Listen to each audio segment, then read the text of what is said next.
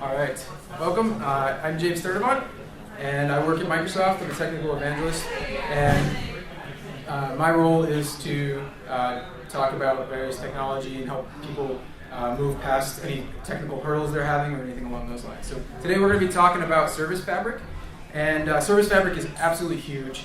It's a platform for microservices, a platform for containers, and we're going to focus in on one particular segment of it today that I think makes it stand out, and that is around state management. So once we get kind of past the initial wow factor of containers, like containers are great, one of the biggest things that we start talking about is how do you run these things in production. And I think one of the big conversations that we have is around state management. Where are we actually going to run our databases? How are we going to store state? Where is all this going to be kept? And I think there's a lot of great conversation around that happening. I was just standing at one of the Chalk Talks a few minutes ago, and they were talking about that. There's a talk by Jonas tomorrow morning on state management inside of containers, and so I encourage you to go see that too. When I first started looking at Service Fabric, what I found was that it gives you the advantages that a lot of the other orchestration platforms out there give you, but it kind of has a unique take on how it actually approaches data management. So I'm going to gloss over quite a few of the things that are on the slide here that a lot of other great talks are happening on these topics today and tomorrow. A lot of those things kind of like monitoring and rolling deployments, service discovery, all of those things, Service Fabric gives all those to you in a similar fashion that some of the other platforms. There's definitely differences in things. But what we're going to talk about is more from a data management standpoint. And I believe that's where kind of Service Fabric actually stands out, and it also leads to quite a few interesting conversations around it. So Service Fabric itself is a result of Microsoft's journey to the cloud. A lot of companies are making that journey, and Microsoft's at the forefront of it. And it's a system that we developed internally to manage some of the major problems that you have when you're going to the cloud. So some of those things are like high availability, health monitoring, placement constraints, low latency, rolling upgrades, all of that stuff. And so we're going to kind of focus in on the stateful services aspect of it. But the key point to take away from the slides here is that you can run Service Fabric, the runtime itself, on Azure. It can run on private clouds, and it can also run on a hosted cloud. In fact, at our Build conference, which is our big conference that we run, we actually demonstrated running Service Fabric on AWS. So we've kind of listened, and Microsoft's on this big journey of allowing people to use their tools how they want to use them, and so you can take it wherever you want to go. So the runtime itself is free, and you actually only pay for the underlying infrastructure, so the machines that are running the actual system. One key thing here, another key thing is that it actually runs on, you can actually run the system on your local machine for development, and so you don't need to have a whole bunch of system VMs or anything spun up in some other place. You can actually just run it and test it and get some of the great features that Visual Studio gives you. So Service Fabric is actually broken down into a bunch of different segments. We have management, communication, testability. We actually provide things very similar to Chaos Monkey that will actually go and pull down services and pull down machines so that you can make sure that your system is reliable. The interesting thing it does is actually gives you an application programming model to program against, so you can get a little bit deeper health and some of these features that we're going to talk about today, which is a stateful part of it. So whenever you go and look at a system, you want to make sure people are using it. It's not just some system that they haven't built before. And so this is the big number slide. All the big companies like to have these. They have all the big numbers out there. So as I said, we're using this internally. We're using it to do our Azure SQL databases that are being hosted up in Azure. Cortana's using it, Event Hubs, IoT. They're all using this system inside Microsoft. and more are actually coming on board, especially now that Service Fabric went GA, or general availability, just a few months ago. More and more internal systems are coming on board with Service Fabric. So you also want to look for other customers besides just one company using it. And one of the biggest customers out there that's really pushing the limits of microservices and Service Fabric and statefulness is Age of Ascent. It's a large game where you're kind of a spaceship and you fly around and you shoot asteroids, you shoot other ships, and you have these big battles. The key thing here is that they're big battles. There's 50,000 people playing at a single time. And so you can imagine how much coordination and communication that needs to happen between these.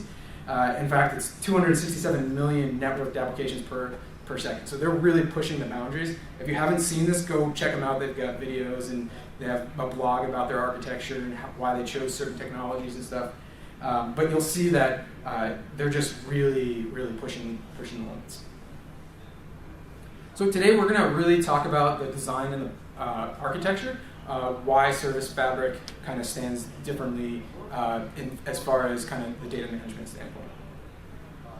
So before we kind of dive really deep on that, I just want to put a baseline out there around monolithic versus kind of microservices or containers. When you start to use containers, you start to move into a more microservice kind of conversation. And so in a monolithic approach, when you have your system, you have to scale out by VM. And so when you actually need to up some of the resources, you actually have to add another VM and run all the code on that.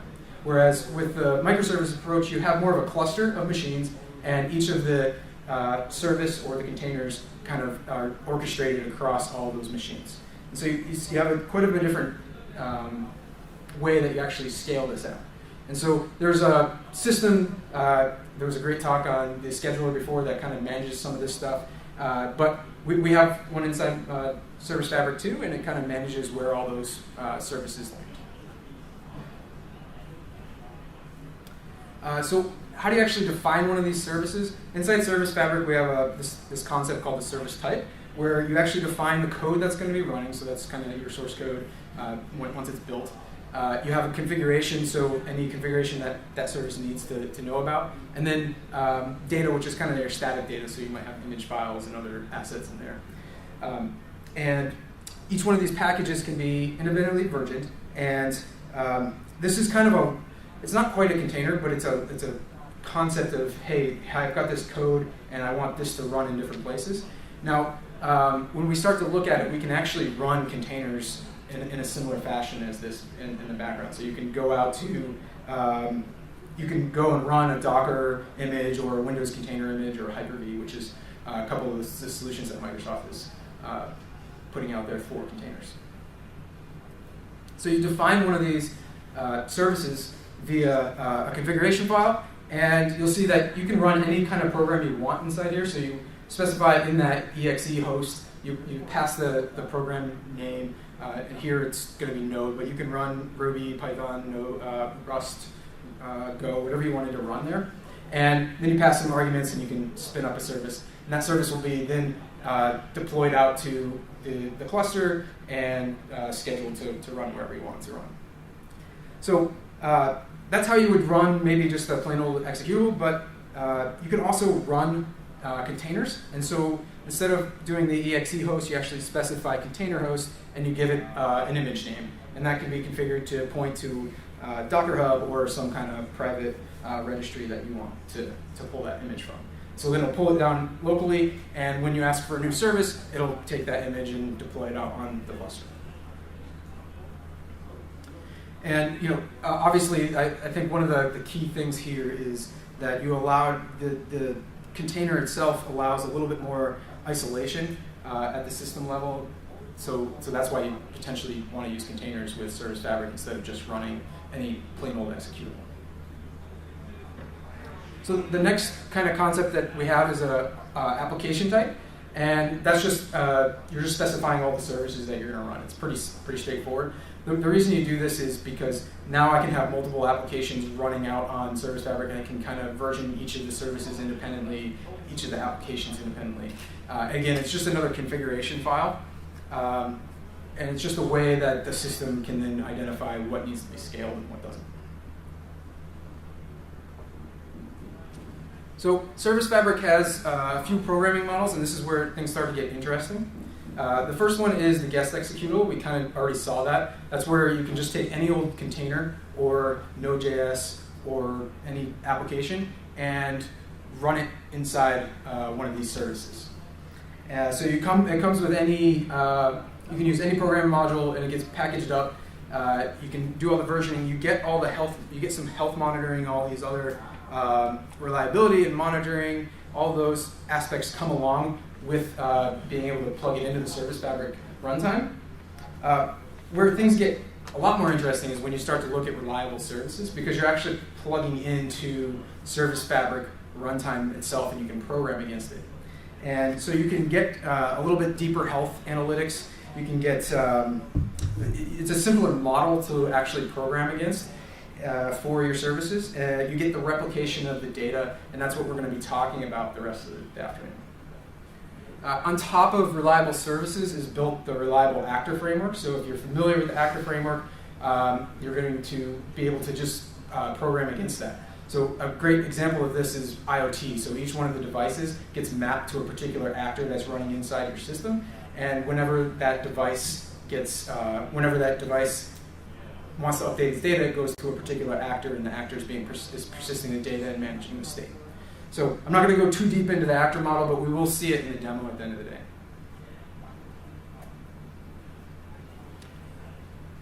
So in a typical architecture of a web application, one of the ways you're going to build this out is you're going to have a load balancer, and then you have a bunch of front-end systems. And what you add is your middle tier compute, and this is kind of stateless. This is your Ruby application that's then going to call out to a database. And so this probably looks fairly familiar to most people on how they build out their applications. What happens is now you need to make some of these requests reliable, and so you start to add some queues. So you add a couple different queues, and then you realize that some of the data is a little bit slow to be retrieved. There's low latency, and so you need to increase that by adding the cache. So you start to add a cache in, and you can see that this obviously gets fairly complex fairly quickly. Each of these is a different moving part, and it has to be managed independently, especially when you start talking about how you scale these different things. And so you can think of these middle tier compute things as maybe your containers. They're stateless. They're doing some processing and then calling out to a database somewhere. So this is probably pretty familiar to most people. Service Fabric gives us the ability to build these stateful services, and it's really going to be a much simpler architecture. So instead of having that stateless compute, you actually have a stateful compute, and what happens is the database itself moves up next to the compute.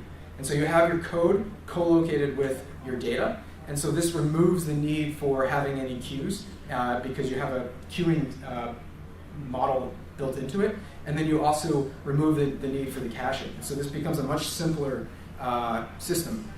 Because you don't have to do any network calls across to the database, you get a lower latency, and that's when you need to scale out. The partitions are kind of built in. They force you to think about the partitioning up front, and so you get the partition of the data built into the system.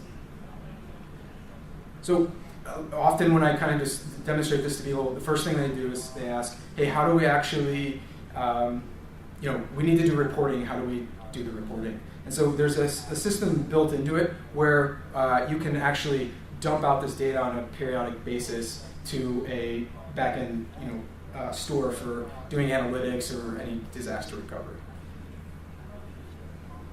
So I really want to drive home the point of these stateful services.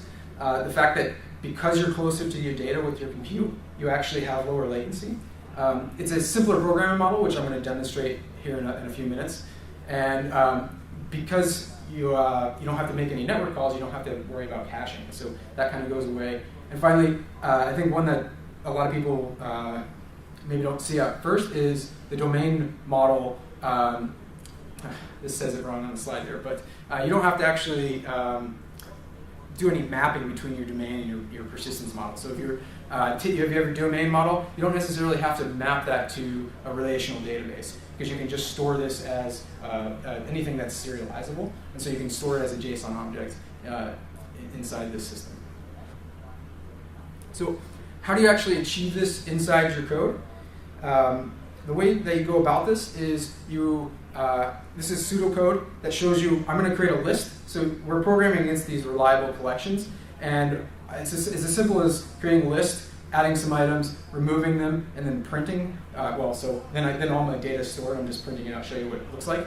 That's how I'm actually interacting with the data itself. I'm not making any other calls. It's a very simple, reliable system. But what it gives you is the ability to replicate that data and transactions across all these systems. So there's two built-in types of collections that are supported out of with the system initially. And the first one is a reliable dictionary. So it's just a key value pair. So if you've worked with the dictionary before, you're going to be very familiar with how to use that. You pass in a key and you get a value back. If you want to update, you pass in the key and the data that you want to update, you pass that through. The other one is the reliable queue, because now I mentioned we're not going to be using queues. You have a system. You still need to be able to queue up data to be processed without losing any of it. And so they give you a reliable queue to work with that allows you to queue everything up and then process it later on. So the way you might work with this is by, again, some pseudocode here that allows you to get a particular record list from the database. You might get a customer list, and then you're going to create a transaction so that if any of these items, if anything happens during the write or the reads of this system, it's not going to necessarily it's going to fail. Nothing gets written. So you create the transaction, you pull the item off the queue, you then add it to the list, you do whatever other processing you need to do, and then finally, when it actually gets written is when you call the commit at the end.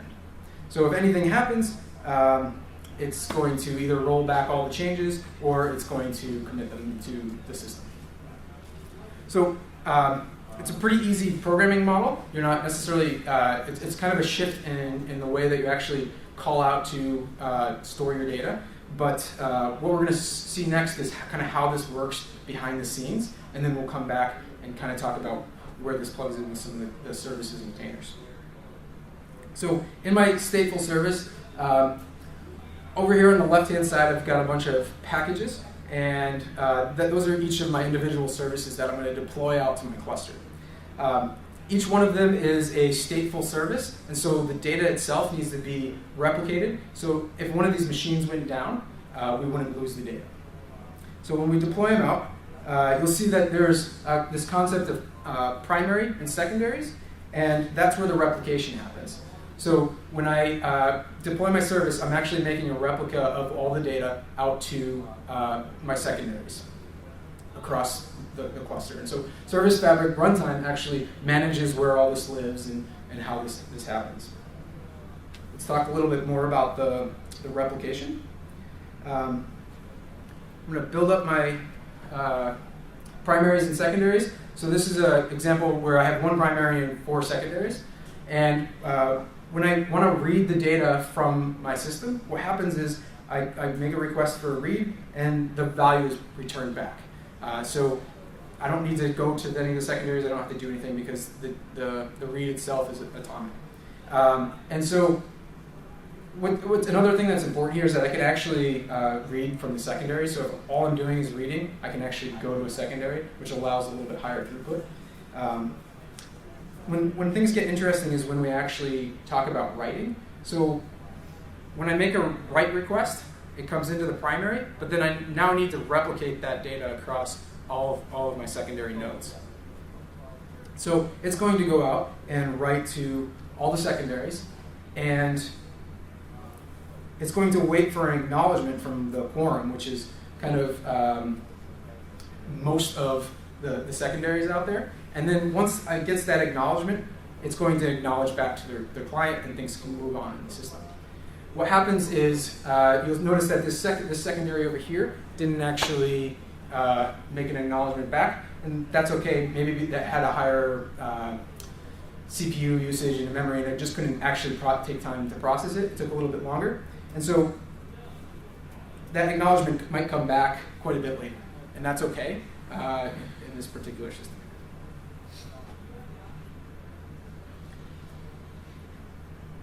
Next thing is what happens when one of these machines goes down. How do the primaries and secondaries react to that system? So again, I've got my primary and secondaries, and if the primary fails, what happens is we look to one of the secondaries and we promote it to the primary. And during this time, one of the things that might happen is you might have maybe a couple hundred machines out there, and maybe 2 of the machines go down. So we're going to just simulate that happening here. Maybe that another secondary fails off, and so how is it going to recover from this system? When, say, that main primary that went down, the machine just rebooted for some reason, what it will do is it come back on, it recognizes itself as a primary. The system will say, no, I've already promoted as something else to a primary. I need you to just get up to date with the current primary, with all the data that's been written to that current primary, and then put yourself to a secondary. And then later on, the other secondary will come back up, and we'll rehydrate that particular secondary from the primary, and then promote it to the secondary. And so now my system's kind of self-healed itself so that we're back up and running.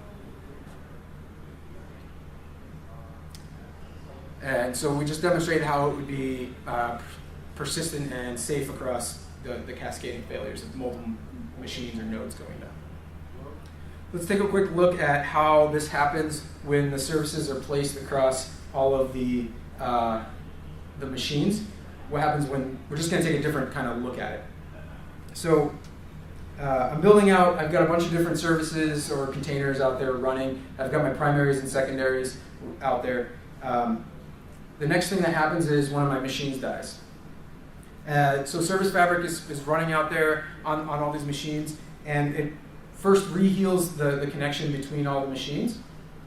And then what you'll notice is that we have some of our primaries pointing to empty secondary nodes, and it will start to fix that. So it will start to rehydrate the secondaries on other machines. And now we've completely rehealed our system. And so again, all of that we just went through, that all happened by us just writing this code. And that's kind of the power of that Service Fabric gives you through these reliable collections. So we're talking about containers. I want to quickly just show you what this looks like for one of those services that we were just talking about. Service Fabric runs on the host machine. When you wrap these things up inside your containers, you're actually putting a little bit of Service Fabric runtime inside the container itself, alongside of the code that you wrote.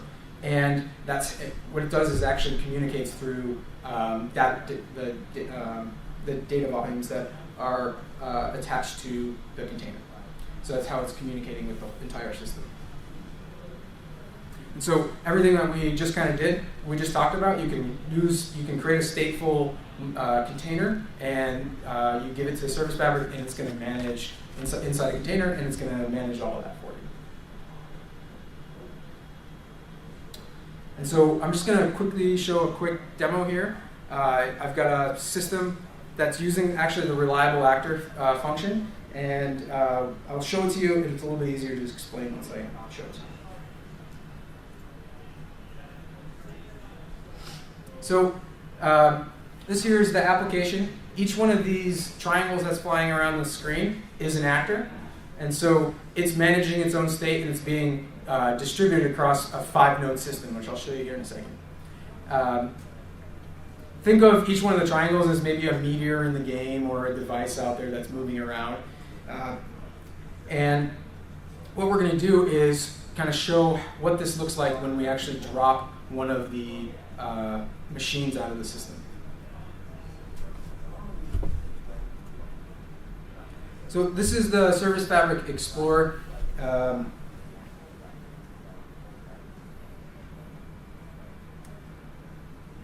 This is kind of the dashboard into your Service Fabric cluster and all the stuff that it manages for you. Up here on the left, it'll show you all the applications that you have running. So you have the baseline system. So Service Fabric itself is actually a microservice deployed across all of the nodes with all that replication that we kind of talked about.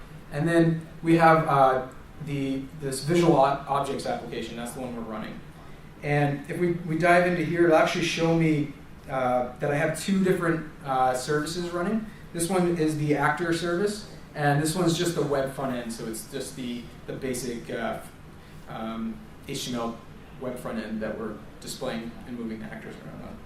If I look into the actors, I'm actually partitioning each of those actors into multiple nodes, and in here I've actually got primary and secondaries for each of those partitions that I'm running the actors against. And it'll actually tell you which node that I'm running on inside my cluster. Down here I've got my cluster, so I've got my five machine cluster. And in here is where we're actually going to drop out the system.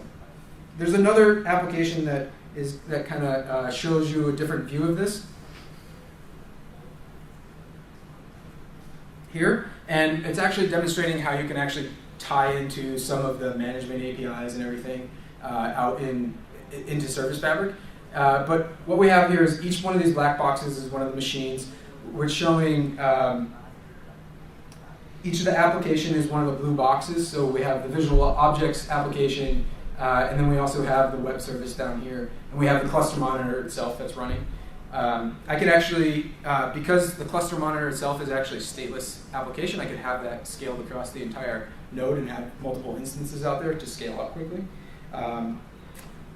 What you'll notice is that inside each of these visual objects, I have each one of these is the actor. So this primary here is one of those actors, and you'll see if when I highlight it, the active secondary gets highlighted, and you can see where they live on the different machines. So we're going to simulate a machine failure by coming out. We're going to kill this node 2 here and see what happens. So again, the key thing here is that these actors are actually stateful, and so they're storing their state on the machine that's actually running. And so what you're going to see is this machine goes down, and some of these other secondaries are going to be reactivated as the primaries without the system actually dying. So I've still got my system running over here. I'm going to go to node 2. I'm going to deactivate the system, and this usually takes just a couple seconds for it to die down. And now you see something's already happened over here on this side. We're now marking it as completely down, and it's actually moved the cluster monitoring system to a different node, and my application is still running while all this is happening. And you'll notice that a couple more primaries came up, and they got redistributed across the cluster. And so if I come back in here and reactivate this, you'll see that it should redistribute itself while the system's still running, because I've got one of my machines went down, but I've got the services running in each of the different areas. So the machine came back on, and it didn't move any of the primaries over because I don't have enough load for it to necessarily hit any of the benchmarks. But you can see that the secondaries are now been reactivated.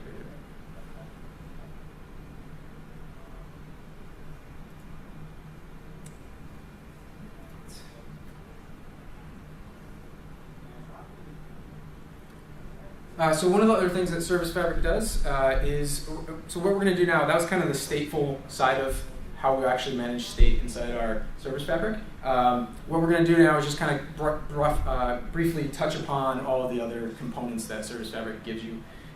Not every single one of them, but a few of them. So we're going to talk about upgrading our services, doing kind of a rolling update. And here, what happens is we have our code down in there, down on the left-hand side. Just notice the yellow box. I'm going to make an update to the code by turning it white, signifying that I've pushed the update. And now I'm going to roll that out to all my services as I go. So the first thing I do is I go to the first upgrade domain and roll out that update. Assuming everything goes well, I'll actually take that package and move it out to the second system, and then finally the third. If anything happens during this time, say the service booted up but wasn't able to connect to some other services because some kind of bug that I introduced to my code, it would actually begin to automatically roll back those changes, redeploying the old package back out to, or container. So that's how the rolling updates are kind of managed. And you can define different upgrade domains. I think there's 3 kind of right out of the box. And so one of the other things that you're going to want to do when you start having multiple containers, multiple services out there running is how do you actually monitor them and do diagnostics and troubleshooting.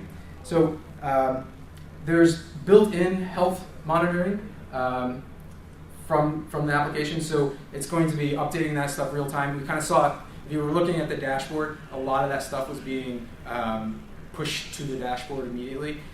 When we took down one of those systems, if I went back to the dashboard, you would have seen potentially some of the services actually saying they weren't able to, they were in an unhealthy state. So you're getting some of that service monitoring immediately. You can also kind of plug into some of the performance metrics there, where you can say, hey, is this thing responding to calls? How long is it taking to actually respond to those calls?